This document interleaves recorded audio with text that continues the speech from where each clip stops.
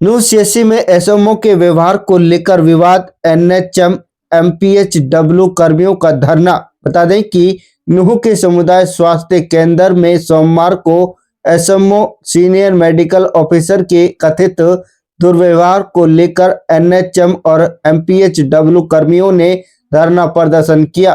कर्मचारियों का आरोप है कि एसएमओ द्वारा अपमानजनक भाषा और मानसिक दबाव बनाया जाता है, जिससे कार्य माहौल प्रभावित हो रहा है। कर्मचारियों ने बताया कि पूर्व में शिकायतों के बावजूद कोई कार्रवाई नहीं हुई, इसलिए उन्हें आंदोलन करना पड़ा। प्रदर्शनकारियों ने निष्पक्ष जांच और मांगों पर लिखित आश्वासन मिलने तक धरना जारी रखने की चेतावनी दी है। धरने के चलते कुछ समय के लिए सामान्य स्वास्थ्य सेवाएं प्रभावित रही, हालांकि आपात सेवाएं चालू रखी गई। मामले की जानकारी उच्च अधिकारियों को दे दी गई है। देखिए, धरना प्रदर्शन ये आज हमारे एमपीएचसी के सारे जो बहन भाई हैं वो सब इकट्ठे हुए हैं। हमारे पीछे कुछ मांगों को लेके हमारी एसएमओ सर से मीटिंग हुई थी, जिस मीटिंग में हम एसएमओ सर का जो व्यवहार है वो अच्छा नहीं रहा और उसके खिलाफ आज हम सब यहाँ इकट्ठा हो गए और अपनी बातों को रख रहे हैं। यहाँ पे आप लोगों के माध्यम से हम बताना चाह रहे हैं। एसएमओ के व्यवहार को लेकर आपने बात की है, किस तरह का व्यवहार है? एसएमओ सर जैसे देखिए, जो हमारे डिस्ट्रिक्ट प्रधान है मुकेश सैनी बाबूजी हैं, जो वो हमारे ब्लॉक से ही हैं, तो ब्लॉक के कर्मचारी होने के नाते वो हमारे साथ उस दिन मीटिंग में थे। साथ में जो हमारी जो बहनजियाँ हैं, उन बहनजियों को जैसे कि हमारी जो बात थी, हमारी जो एक बहनजी मैटरनल डेथ जो फील्ड में हो रही है, उनको लेके सर से बात हमने करनी थी। हमने पहले सर को एक हफ्ता पहले भी हमने इन्फॉर्मेशन दे दी थी कि सर हम आपसे मिलने आ रहे हैं, टाइम लिया हुआ था उनसे। जब हम उनसे मिलने आए यहाँ पे, तो जैसे ही उनसे बात हुई, सबसे पहले तो ये था कि सर ने जब हमें जैसे बुलाने के लिए उन्होंने जो हमारे, क्या नाम है जी? मेरा नाम सविता है, एमपीएचडब्ल्यू फीमेल। से मैडम आ रही है? मैं चंडीगढ़ से हूँ जी। यहाँ मेवात सेवाएं कहाँ दे रही हैं? चंडीगढ़, यहाँ मतलब मेवात में ही दे रही हूँ। कोटला मेरा जो सब सेंटर है। तो क्या हाँ परेशानी है यहाँ पर आपको सेवा देने में? अगर स्वास्थ्य परेशानी देखो सर, सबसे बड़ी तो एएनसी का ही सबसे बड़ा मुद्दा है हमारा कि एएनसी जो एचआरपी होती है हमारी, हम उनको रेफर करते हैं, तो रेफर करने के बाद आगे उनको सुविधाएं नहीं मिल पाती प्रॉपर वे से। वो हमें आके भी बताती है, मैडम हम वहाँ जाते हैं तो हमें कोई सुविधा नहीं दे रहे हैं, हमें वहाँ डॉक्टर नहीं मिलता, या कोई ऐसी ऐसी बातें हमें सुनने को मिलता है। लेकिन हमें फिर भी उनको यही कहते हैं कि भाई हम अपनी तरफ से कोशिश कर रहे हैं कि मतलब जो एएनसी होती है उनकी जान बचाई जाए। उसके बावजूद भी अगर उनको प्रॉपर सुविधाएं नहीं मिलती और जब मैटरनल डेथ हो जाती है तो उसके बावजूद हमें दोषी ठहराया जाता है, सिर्फ और सिर्फ एएनएम को।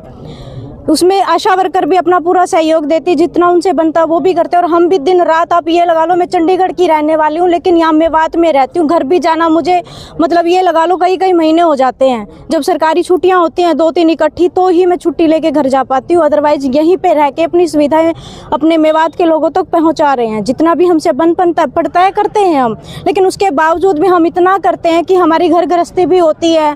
एक जेंट्स तो चलो ठीक है, उनको इतना प्रेशर नहीं होता, एक लेडीज होके हम पर तो इतना प्रेशर होता है कि बच्चे भी पालने होते हैं और घर गृहस्थी को संभालने के साथ साथ हमें ड्यूटी भी टाइमली करना पड़ता है। सबसे मेन परेशानी ये है, जैसे मैटरनल डेथ हो जाती है तो हमें प्रॉपर मतलब इस चीज के लिए दोषी साबित किया जाता है भी तुम्हारी वजह से मैटरनल डेथ हुई है, जिसमें हमारा कोई वो नहीं होता। हम अपनी तरफ से प्रॉपर देते हैं अपना। लेकिन आ रही है कि जो एसएमओ है वो ठीक से बर्ताव। हाँ जी, हमारी अभी जो मीटिंग हुई थी उसके दौरान हमारे साथ कोई अच्छा व्यवहार नहीं हुआ था। एसएमओ सर ने भी हमें अच्छे से मतलब हैंडल नहीं किया, जिसकी वजह से हमें बड़ा दुख हुआ और दोबारा से हम आज मीटिंग में हैं। क्या नाम है जी? मेरा नाम मुकेश कुमार है जी। मैं एमपीएचसी का जिला प्रधान हूँ मेवात का। सर ऐसा है कि महिला और मेल फीमेल एमपीएचसी एसोसिएशन है एक हमारी स्टेट पे, तो ये रजिस्टर्ड एसोसिएशन है। हम अपनी मांगों को लेकर कुछ पदाधिकारी इकट्ठे होकर मिलते रहते थे, महीने में 2 महीने में अधिकारियों से, तो हमारे पहले समाधान हो जाते थे। लेकिन आज ऐसी परिस्थिति आ गई कि इतनी बुरी तरह से कर्मचारियों को प्रताड़ित किया जा रहा है, किसी बहाने से अधिकारियों को। अगर कर्मचारी यहाँ आते हैं तो अधिकारी यहाँ मिलते नहीं। कर्मचारियों को बोला जाता है पीछे आ जाओ, पीछे स्पेशल रूम होता है उसमें बुलाया जाता है। अब महिला कर्मचारी तो कहीं जाएगी नहीं। अभी एएनसी को लेकर सबसे मेन है कि हमारा मेन टारगेट है मेवात की भोली भाली जनता है, उसको हम स्वास्थ्य सुविधाएं अच्छी तरह से दे सकें। और यहाँ आपको पता है कि स्वास्थ्य सुविधाएं का बहुत बड़ा वो सरकारी के ऊपर पूरा का पूरा डिपेंड है। तो एएनएम है हमारी एमपीएचडब्ल्यू फीमेल है जो वो आरआई भी करती है और गांव में काम करती है। एक के पास 5,000 की आबादी पे एक सब सेंटर होता है, जबकि मेवात में उसके विपरीत है। यहाँ से 15,000 हैं, 20,000 हैं, दूर अप्रोच गांव हैं, गांव भी नज़दीक नहीं है।